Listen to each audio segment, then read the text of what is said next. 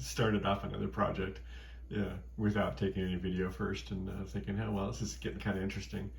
Maybe I'll share it with folks. I've been given the opportunity to work on a Bachmann 2-truck Shay. I've already kind of disassembled it and looked at it. It is a purely track-only version. There's a hole for a speaker, but there was no speaker. There's some flickering LEDs, and there's a single switch in the front for smoke.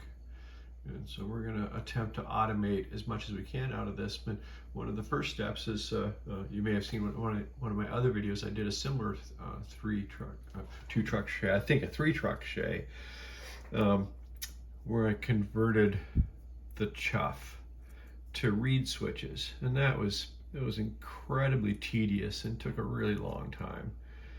And so we're going to try something different this time. But first, let's examine what the problem is. The problem is this device right here. This is, if I can get the camera to focus on it. Of course I can, not. Okay, this device is the default chuff sensor. It simply goes into the top of the model, kind of like that, and a piston would reach a rod, would reach up and just go chunk, chunk. Now the problem is it's just made out of bare brass. It's highly misaligned. When I took this one out, for sure, the middle one wasn't working at all, not even being touched. And the problem with the corrosion is, and I'm so sorry about the focus thing here. Go for me, iPhone, do your thing. The corrosion thing makes for an intermittent signal, which leads to kind of chop motion things when it shouldn't be doing that. And so we're going to attempt to fix this. And I'm very excited about it. This is the motor itself. This is the outside view. It's pretty cool looking. Gosh darn it, if I can hang on to it and crank it around. Lots of moving pieces, including down in the center. Watch this, here we go. Down in the center, you can see those little rods poking up in and out of there. We're going to glue a magnet to the top of each one of those and take one of these. Oh my gosh. These really, really small Hall effect sensors. Oh my gosh, at any rate, okay. And so, yeah, there's a circuit board that'll sort of take its place. And the sensor will lay through this little groove. These are so tiny, it's hard to deal with. Lay through the little groove, just like that. So when the magnet comes up, it'll trigger the Hall effect sensor. So I'm very excited about this. It should be an interesting project. And we'll see what happens. I'm probably just gonna take little video clippets as I go. All right. Okay, so I've just stuck a bunch of these in a proto board and to test it. And they're sort of laid out just like the real switch is. So here's the real switch, of course. And if I take this little magnet, located right on the end of this, yeah, focus on that, sure. I should be able to without much effort. Yeah, you just get a little bit close to that Hall effect sensor and it comes on nice and clean. Let's try it for everyone. Let's make sure, test. Okay, so here I'm playing with the engine again. I've formulated a little prototype board. It's holding my 3 Hall effect sensors. And at this angle, you can see the rod just coming up and going boink, boink, boink, boink, boink. And so I'll put a little magnet on the end of each one of those rods and then probably carve a little relief in the caps, the cylinder heads that go on there. But so far it says, okay, so I'm gonna turn it around so you can see what it looks like. We've had the motor apart for a while. I previously showed you the engine, I think. So I've been working on this part right here. And so this is just a little hunk of circuit board with 3 sensors. This is just a whippet to get a prototype. I'm thinking I might turn this into a circuit board. We'll see. At any rate, so we got here's a bunch of sensors. To make these work, we need to attach magnets to the top of the connecting rods. You turn this motor around a little bit and look at it. Someplace in here, Well, I guess you can only see them from the bottom. Okay, so down in here you can see as we spin this thing around, there are good looking connecting rods reaching up into the cylinder. And here we go, here's a better view. Those silver rods right there. Okay, we need to figure out how to affect a magnetic field at the end of them. And so if you look at this one, you can see it's just a round knob, and that's just the factory thing. Here's where I've glued a 0.5 by 1 millimeter round neodymium, I don't know how you say that, magnet. Here I've done the other one. These are tricky to place, and so I thought I'd film this real quick just to show you how this works. So first of all, I'm going to get my connecting rod right up at the top. I'm going to set the motor down real briefly, like that, kind of leaning up the motor. There we go. This is, spring clamp, 1/16 inch drill bit. Right there, you can't even see it on the camera, right? Bang, is aforementioned 0.5 millimeter by 1 millimeter round magnet. And so the way this works is first, we're gonna use some alcohol, and we're going to clean off the top of this connecting rod, making sure there's no grease on it. We don't want this magnet falling off later. I prefer using epoxy for this sort of thing over the CA glues, and the reason for that is that epoxy sticks pretty good, but it's not really permanent, especially not on these chromed surfaces. And so that makes rework or changing things later an actual real possibility, just like you put furniture together with water-soluble glue so that it will come apart later, because furniture, well, needs to be fixed occasionally. Part A.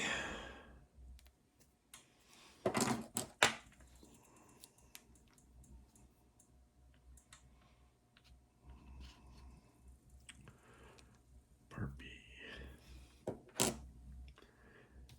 Mixer stirrer.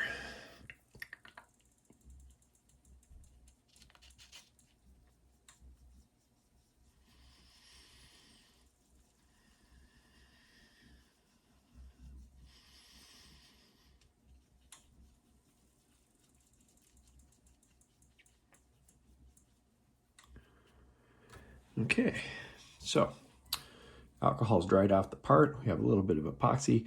We've placed the part, so we can just go like that and say that'll hold it in place firmly for the 5 minutes required. As a matter of fact, that might be a little bit too high. That might be a little bit too high. Oh yeah, there we go. And the drill is sticking straight out of this. Longer to cure, so leave it on there for 15 or 20 minutes. And then to reduce stress while removing the holder, you just simply slide the drill bit to the side and pull it off. And let's see, what we should have now is, if I turn this around, one, beautiful. Little magnets all on the end. All right. Now, it's time to test it. Okay, I've just kind of crudely wired my my new chuff sensor up to a benchtop power supply. I've added a 15K resistor as a load, and that's all just kind of sitting here in this little cluster of stuff. And so here's the thing itself. And in the background, just barely, you can see my oscilloscope and magnet, very tiny, tiny magnet. And you can see the oscilloscope as I wave it around. There's an ideal spot. The ideal spot is exactly the way I've got it set, right underneath them. Bam, bam, bam, bam, bam, bam, bam. Okay, that's chuff sensor for a triple cylinder Shay, and did a little adjustments. You can see the scope set up in the background. We're going to kind of hang on to this again, and we're going to kind of give it a drill. And what we're looking for up there on the oscilloscope, and I'll do a bigger capture, is nice regular nice regular capture going on there. There's no missing chuffs. It's happening pretty evenly. And we'll speed it up a little bit, and still nice and even looking. You can look at that periodic waveform there. Let's get really trucking down the track. Oh yeah, baby.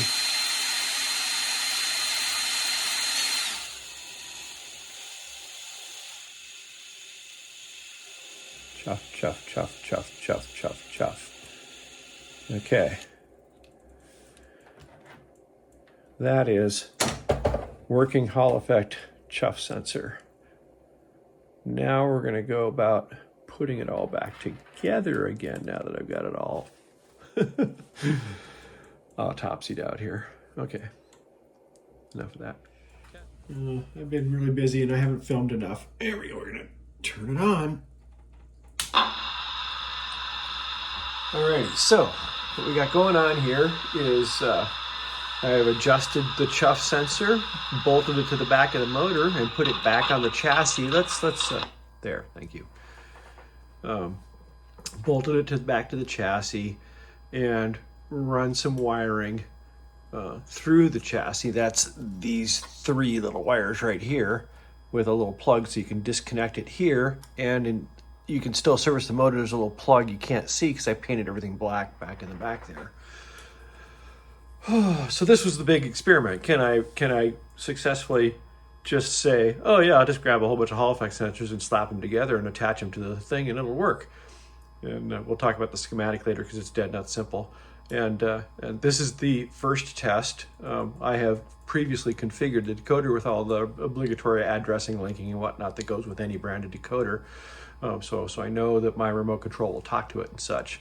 But I have not actually tried the chuff yet, and I'm very excited. One of the things I had to do to make this work is tie an isolated ground from the decoder to battery negative, which are not the same thing on this particular decoder, which unfortunately appears to make its own isolated DC power supply. So connecting its ground to battery negative seems to be okay. Let's find out. Let's turn it on and let's make it go. I said,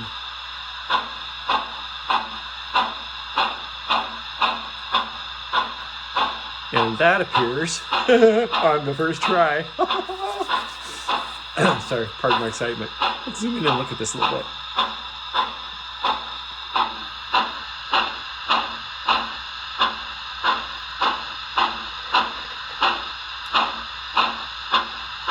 Very nice.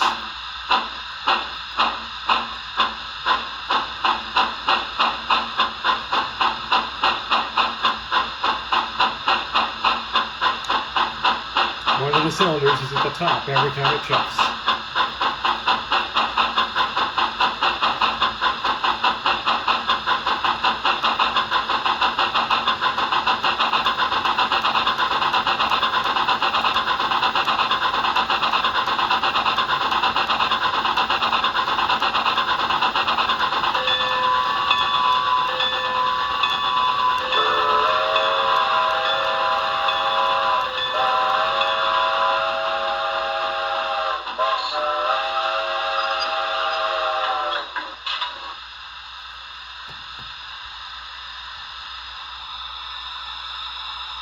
Okay, well, so I'm totally excited about that.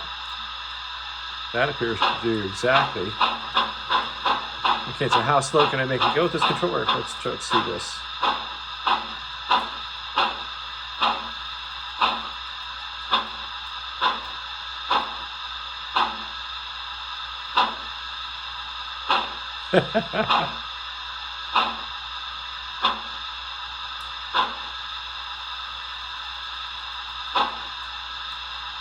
Yeah, and I'm here to tell you, no auto chuff algorithm in the world will get it that accurate. Real switches are the answer. Okay, so Now I got to put it all back together. You can see I've tucked everything very nicely into the coal boot. I've included where the little coal filler is. I made a new little, come on out of there, baby. A new little wall with a grill in it. And it's got a fan attached to the back of it, and it's going to be blowing cool air directly over the decoder, which you can see right there. So it will not be suffering from overheating even on the hottest possible day, sitting in the sun without fear. Yeah, we're even going to be able to keep, since we're not going to try and put batteries in this, we're going to be able to keep the lead weight. There's room. I think it's all going to work. I think it's all going to work.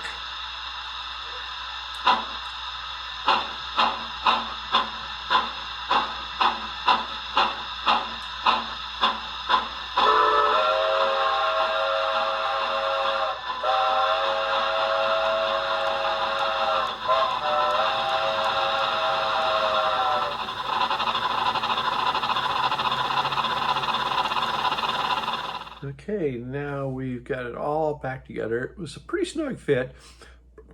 Probably not the snuggest fit I've ever done, but pretty damn tight. I'm extremely happy that the clearance between the speaker and the decoder worked out, that there actually was some clearance. I put some Kapton tape on top of the speaker just in case for a little insulating layer, but I think everything's fine. So let's demonstrate. This model is beautiful. It's got the old style trucks. They're already broke, which is really a sad story. All the battery is going to be in a trailing car, and that would also include the power switch. So to turn this locomotive on, all we do is plug in the battery. And so we reach over here, taking care to observe polarity. Pull out the controller. Starts airing up.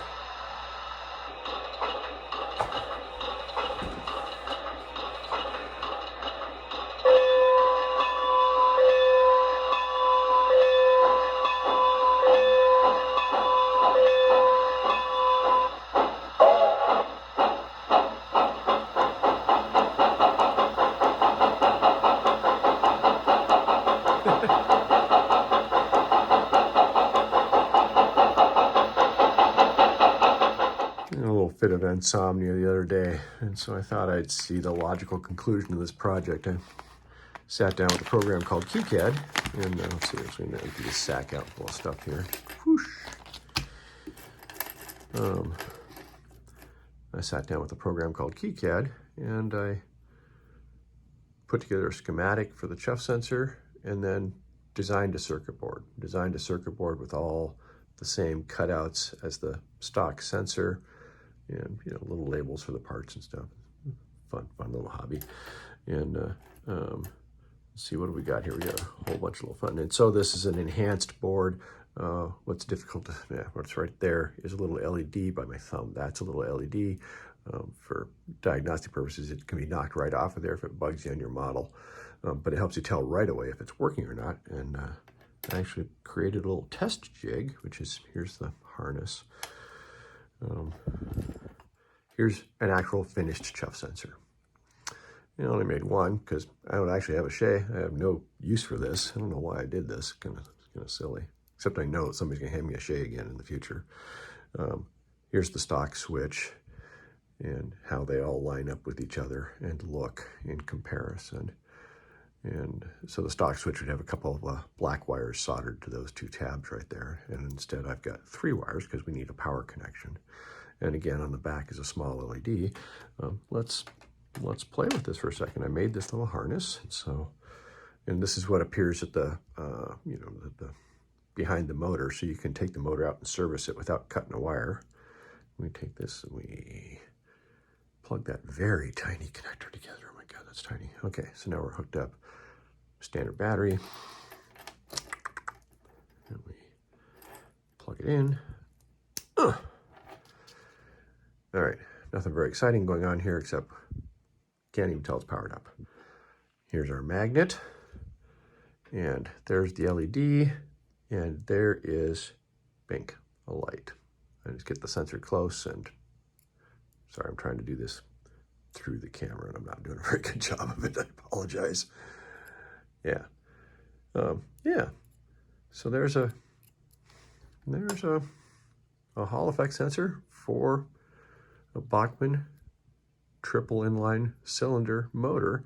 If you're having problems with those brass contacts going chutter, chutter, chutter and making your life, or just missing completely, this is a pretty good solution. I made 6 of these, so 6 lucky people. Let me know. See you later, and thanks for watching. Hope you enjoyed it. Sorry I talked too much. We'll see you in the next video.